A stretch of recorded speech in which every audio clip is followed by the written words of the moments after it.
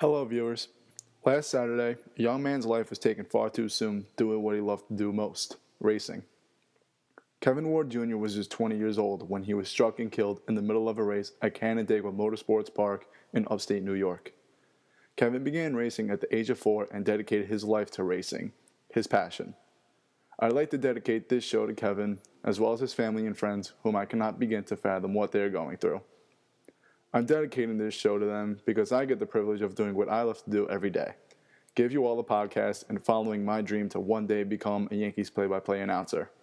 But more importantly, I get the amazing honor to wake up every morning, live life, and live it properly. Unfortunately, Kevin will no longer be able to compete in what he was most passionate about, and he will no longer have a chance to embark on the opportunities life throws at him, both positive and negative. I also dedicate this show to him because this horrifying story made me realize something. We take life for granted.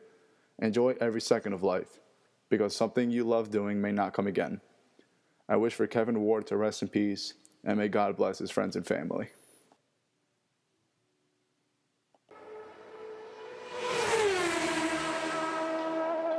This is the Morik Show. Hello, fans of all ages. This is the Morik podcast hosted by yours truly.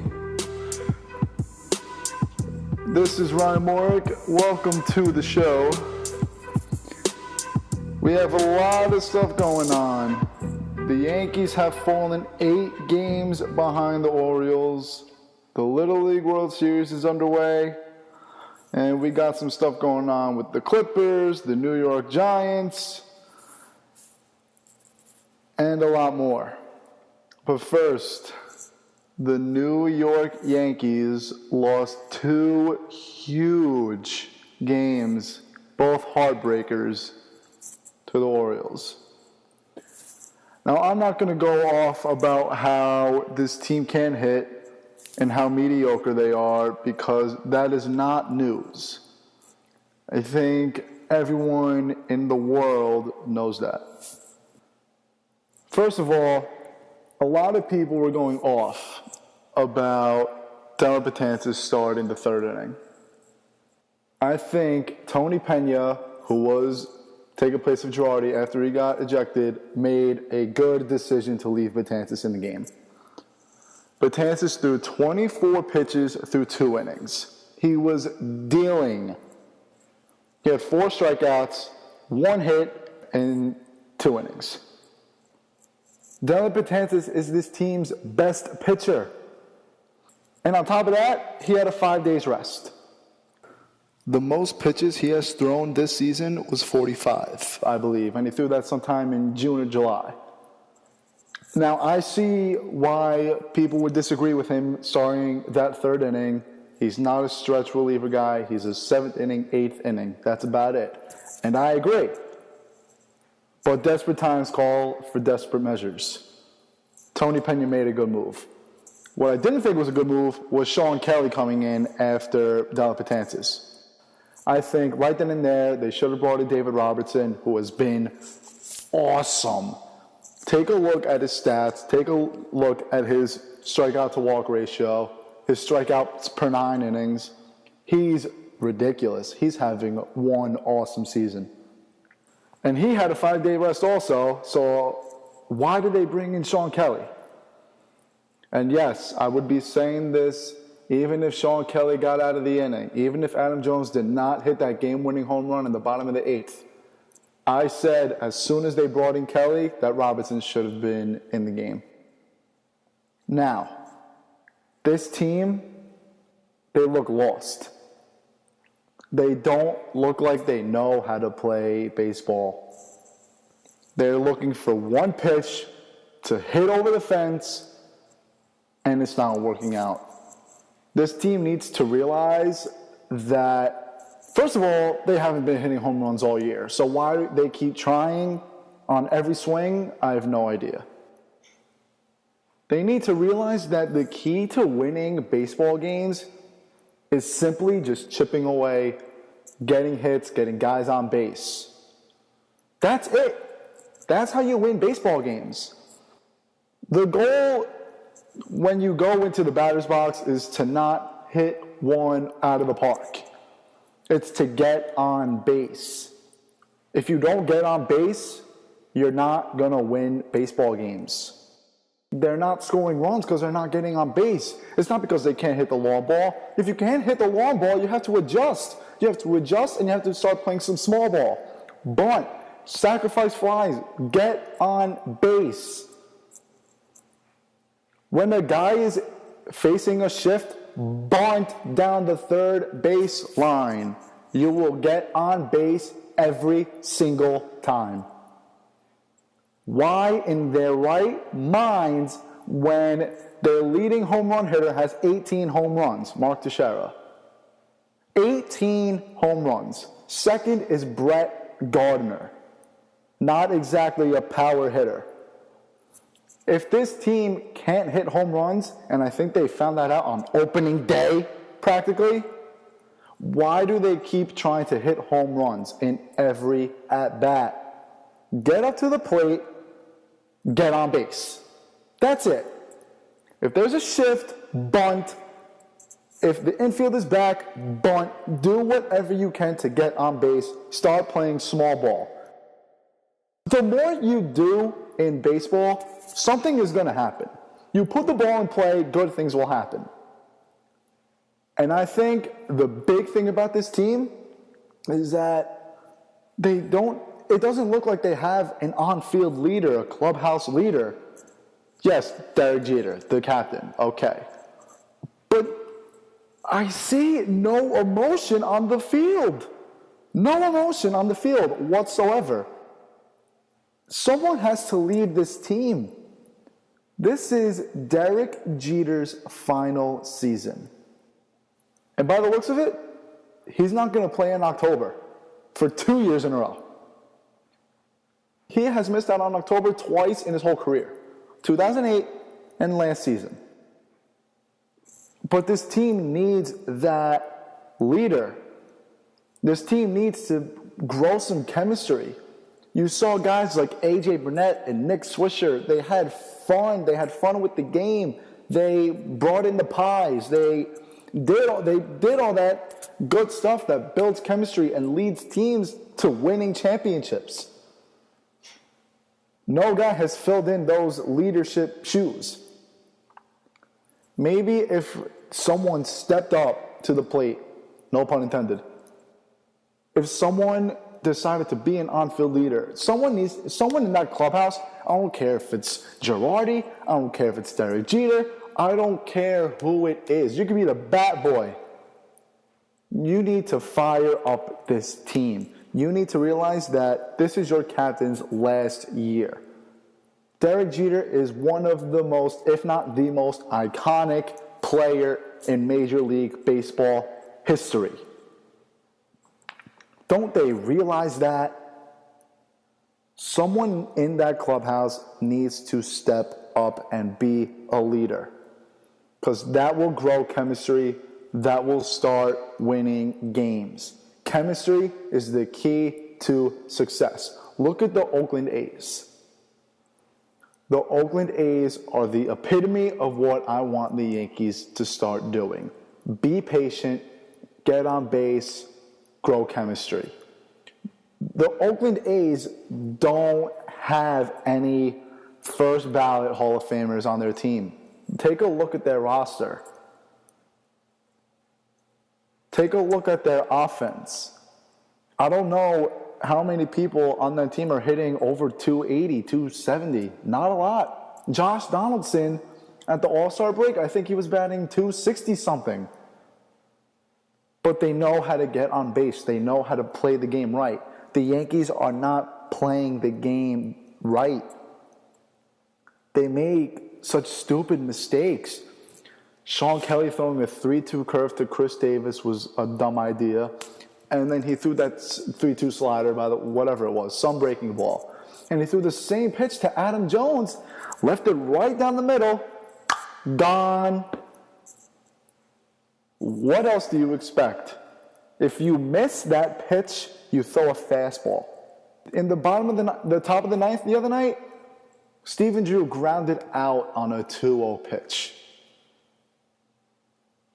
I was taught when I was 11 years old that on a 2-0 count, you swing at pitches that you can drive to the stands. That's it. They have to stop trying to kill these pitches that they know they can't. They swing at too many pitches out of the zone just because they want a home run.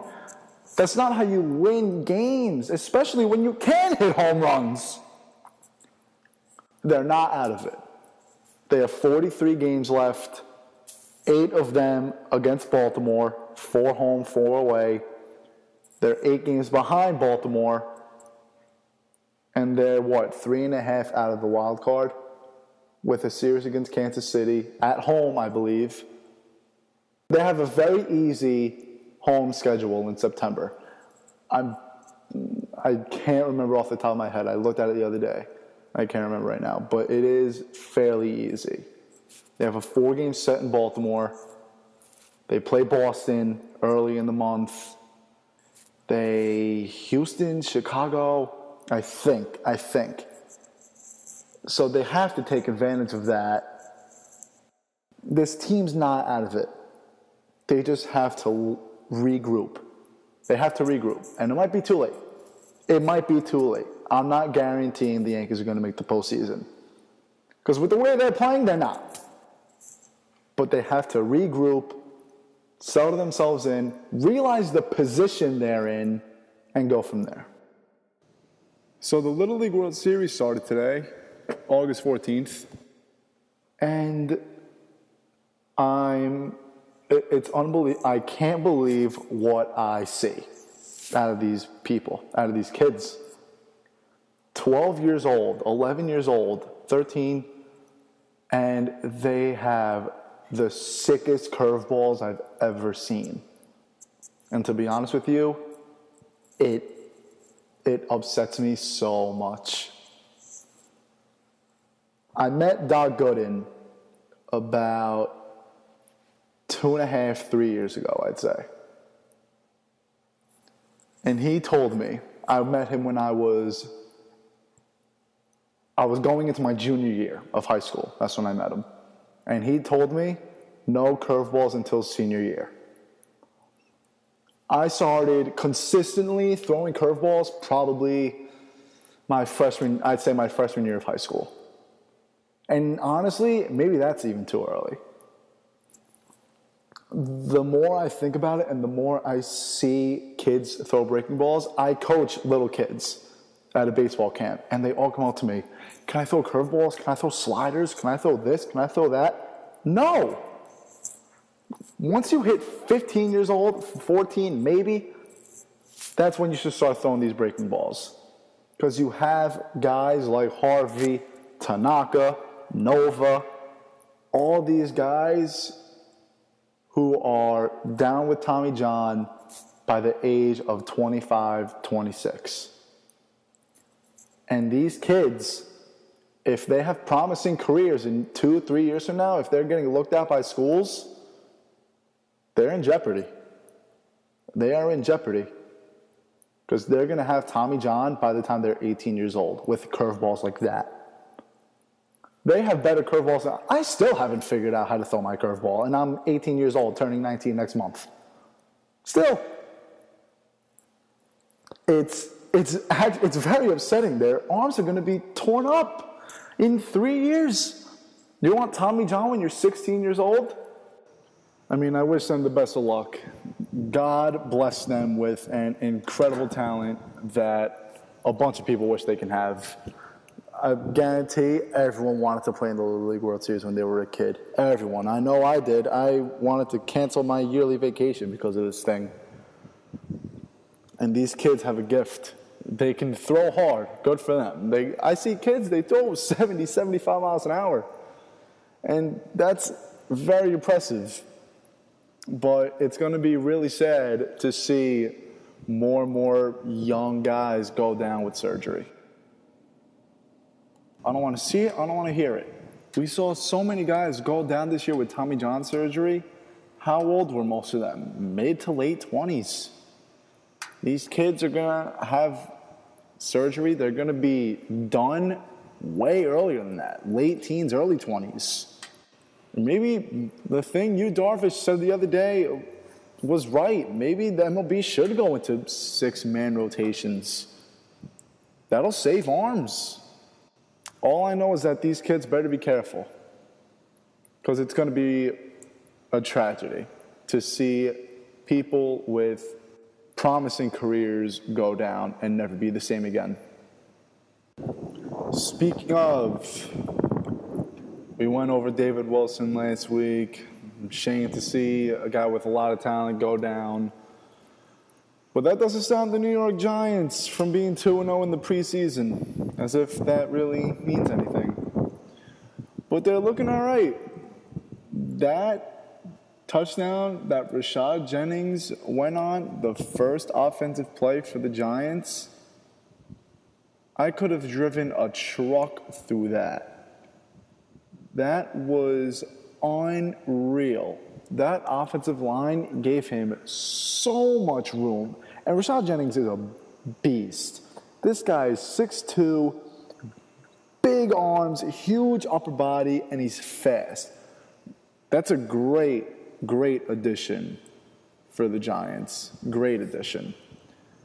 But yeah, the O-line has looked pretty good. They still need a lot of work because it's brand new. A lot of guys who have never played with each other before. So they need to work. But on that play especially, they looked pretty good. First preseason game, they were shaky.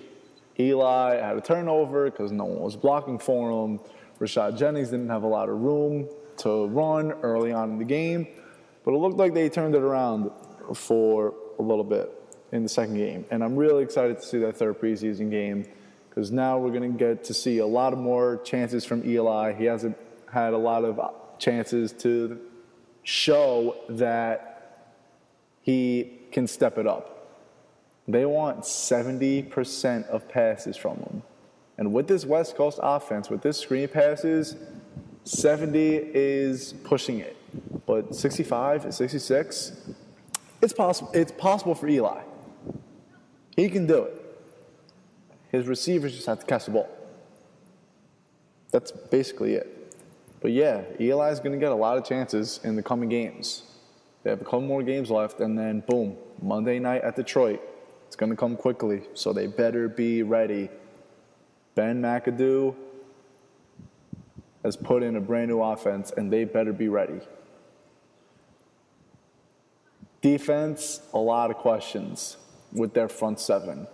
I can't even name their starting 4 defensive linemen, to be completely honest with you. And I'm a big Giant fan. They have nobody. They have Pierre-Paul and Demontre Moore, maybe? Kiwi, probably. That's it. Who's their other guy? Their linebackers are a little bit of a problem, but when John Beason comes back, everything should be okay. Jaquan Williams is good. But their secondary is unreal. Look at this secondary. They don't have any Darrelle Revises or D. Milliners or Patrick Petersons.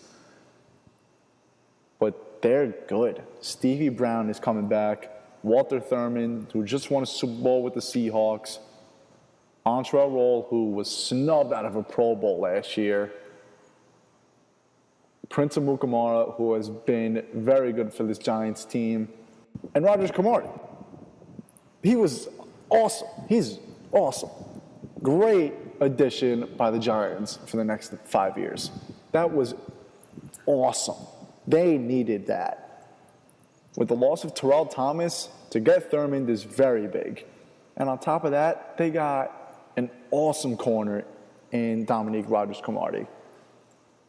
I'm optimistic about the Giants season this year. I am. I really am. I don't think the Eagles are that much of a threat anymore with Deshaun Jackson going to Washington. I think the winner of the NFC East this year is going to be 9-7. 10-6, maybe. But 9-7 is a good possibility for the winner of the NFC East. They have to win the games that they're supposed to win. The Giants, the past few years, have always played up or down to their opponent. Remember, last year, the Giants finished the season 7-3 in their last 10 games. This team can be good. Andre Williams is a great addition at running back, good backup. Peyton Hillis is Peyton Hillis. Who knows what you're going to get out of him. Tight end, another big question. They should just have open tryouts for anyone who wants to be a tight end. They have nobody. They don't use their tight ends anyway, so it's not really that big of a deal. But yeah, this is promising. The Giants can make some moves this year. They have to win the division because you have Seattle or San Fran probably being a wild card team at between 11-5 and 13-3. And then there's going to be another team. It's going to be tough to win that wild card this year. So the Giants have to win that division. They have to. Giant fans should be excited. Last year, Eli just had an awful year. That's not Eli. That is not the Eli Manning we are used to seeing. Are we used to him throwing a couple interceptions here and there? Yes. But Eli Manning can win Comeback Player of the Year this year.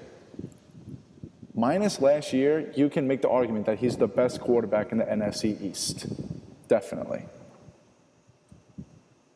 I'm really excited to see this team. I think they're going to do a lot better than last year. Last year was 7-9.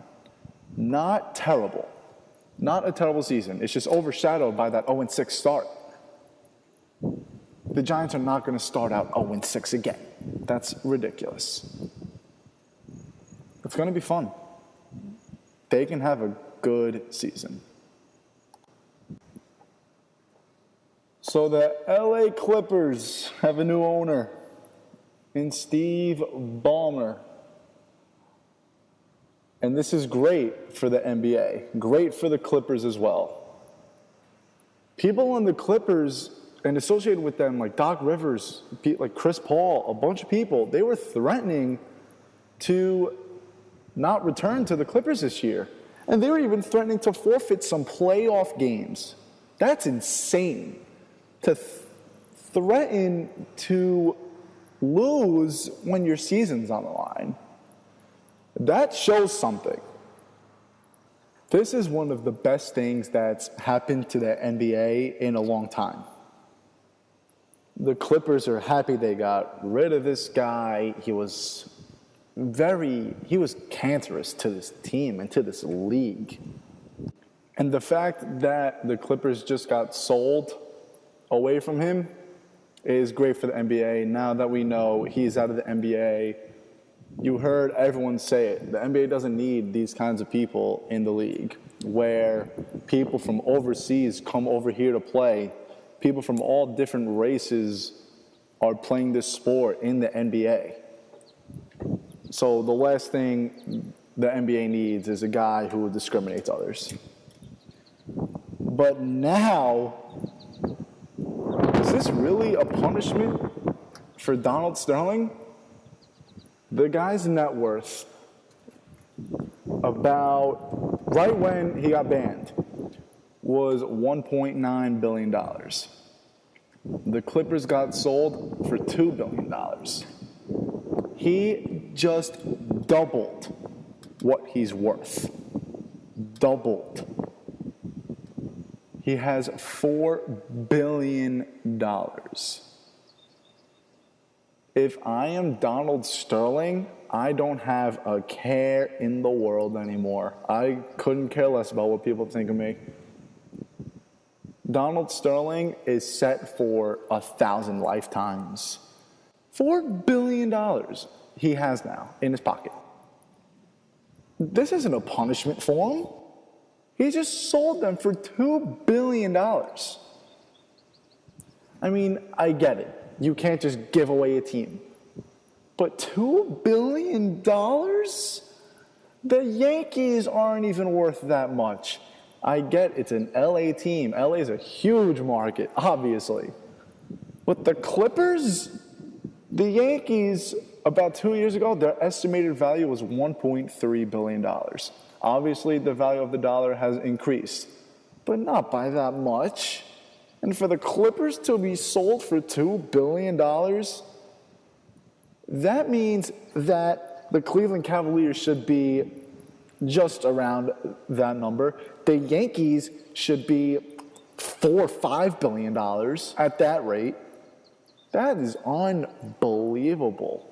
$2 billion for the LA Clippers. How many titles do they have? You tell me. I have the same amount of rings as the LA Clippers do. So while we're on the topic of discrimination, we have another gay athlete in sports, Chip Sarafin, an offensive tackle for Arizona State. I really hope that we see more of this in the coming years. And in a perfect world, this would not be news. I wouldn't be talking about this right now. But we don't live in a perfect world. This is not a utopian society. People are afraid to be themselves. It's sad that you have to have courage to be yourself. Michael Sam won the Arthur Ashe Award for courage. To be yourself. Once again, in a perfect world, he does not get that award. And people were saying, that's ridiculous. How does a gay football player win a courage award? Because you have to remember, he hurt his draft stock a lot by coming out. People are judgmental because of the way people live. If you have religious views, I get it. If you're just the kind of guy who's like, oh my God, gay people, they don't deserve to be in professional sports, they don't deserve a waste of my breath, then stop listening to my show. I'm really glad he can be himself. He did what Michael Sam did. He told his teammates first, they gave him a positive, very positive welcoming. That's good. Society needs people like that. God only knows what Michael Sam is going through in the St. Louis Rams locker room. Rookies get hazed because they're rookies. And in today's world, people get hazed for being gay. Michael Sam is a gay rookie. Is he getting ripped on because he's a rookie, or is he getting ripped on because he's gay? Probably both. But that's what happens when you don't live in a perfect world. Speaking of not living in a perfect world, as I mentioned earlier in the show, I started off the show today with a statement that I'm dedicating this show to Kevin Ward Jr., who was struck and killed in a race at Canandaigua Motorsports Park in upstate New York. Sad, sad story. Now, I hate to accuse, and I'm not accusing. Now, I don't want anyone taking what I'm about to say the wrong way. Could this have been on purpose? Once again, do not take this the wrong way. I want you all to understand that I do not think Tony Stewart's plan was to run over this young man and take his life. But his dad, Kevin Ward's dad, said that, was it really possible for Tony Stewart to be the only guy on the racetrack to not see him? Now, I don't think Kevin Ward should have been in the middle of a racetrack. That's just flat out dangerous, whether his life was taken or not, and sadly it was. Once again, I don't think Tony Stewart meant to take this kid's life. But Tony Stewart has a history of anger management. Maybe he just wanted to give him a buzz and say, hey kid, I've been racing a lot longer than you have. I'm the one that's in NASCAR. You're the one that's racing on dirt. So that's why I'm saying maybe he just wanted to say to Kevin Ward indirectly, look, you're a young guy. I know what I'm doing. So don't tell me what to do. And maybe he just wanted to drive by him, kick a little dirt up in his face. And sadly, it did not happen like that. And when you watch the video, it's a frightening video, I warn you. If you haven't watched it, it's scary. So be cautious if you ever want to watch it. When Kevin Ward crashes, you naturally assume that there's a caution right away. And after he's run over, paramedics and trucks are there in a second. Probably because they were already driving there anyway, you would assume. When Tony Stewart drives past his car and eventually hits Kevin, he was going a little fast. Again, not accusing him of murder. But it would be wrong to say that it's not fishy. He probably did want to give him a small buzz and let him know his place. But it's sad that it became a tragedy. Unfortunately, another life was taken from us way too soon. Robin Williams was just 63 years old when he committed suicide on Monday.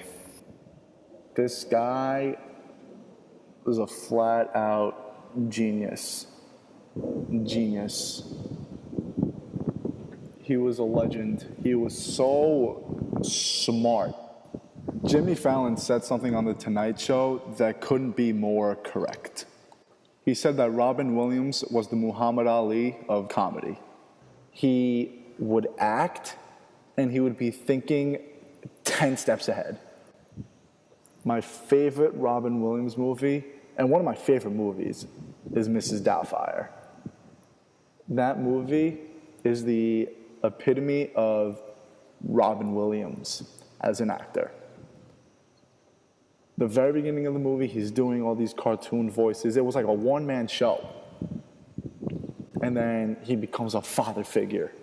And then he becomes a nanny who cares about these children. And that's what Robin Williams was as a comedian and as an actor.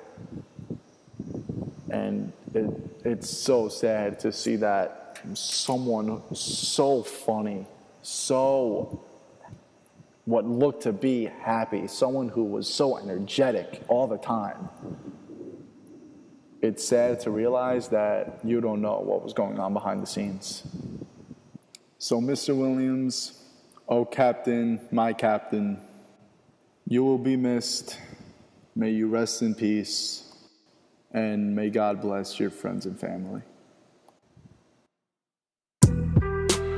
Well, that about does it for the podcast. My name is Ryan Morik. Thank you for tuning in. May Kevin Ward and Robin Williams rest in peace. May God bless their friends and family. And remember, it's not goodbye. See you later. Take care, everybody.